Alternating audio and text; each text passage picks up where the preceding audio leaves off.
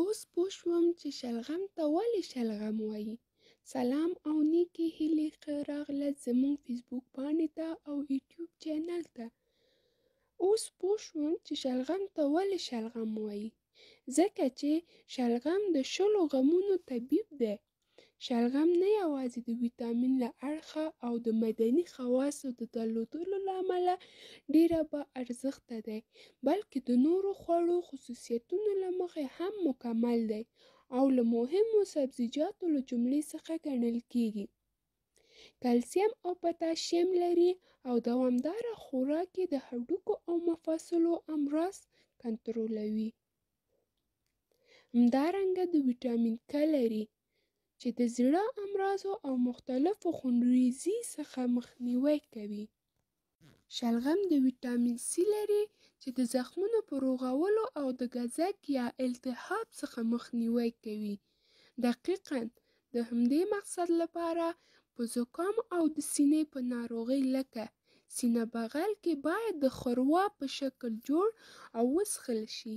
کوچنیان د ودې او د نمو لپاره بهترینه ارزانه خواړه دي.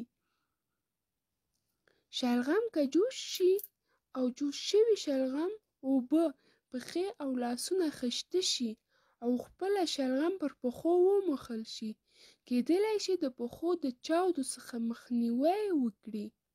د شلغم اوبه د ګیاهي انسولین او با ارزښته ویټامینونو د درلودلو له امله د قند ناروغۍ او مثانې لپاره ګټور ده.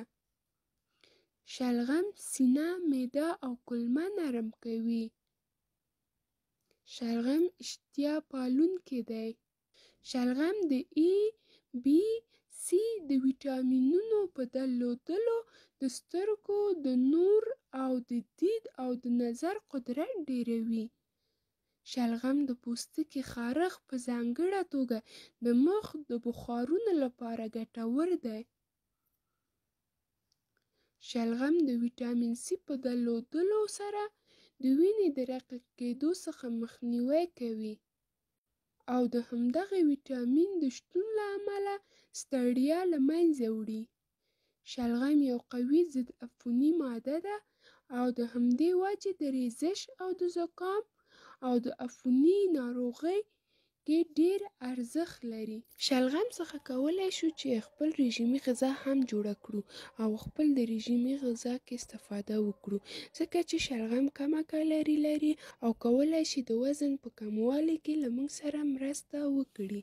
مننه چې تر دې دمه له موږ سره وئ. زموږ صفحه او یوټیوب چینل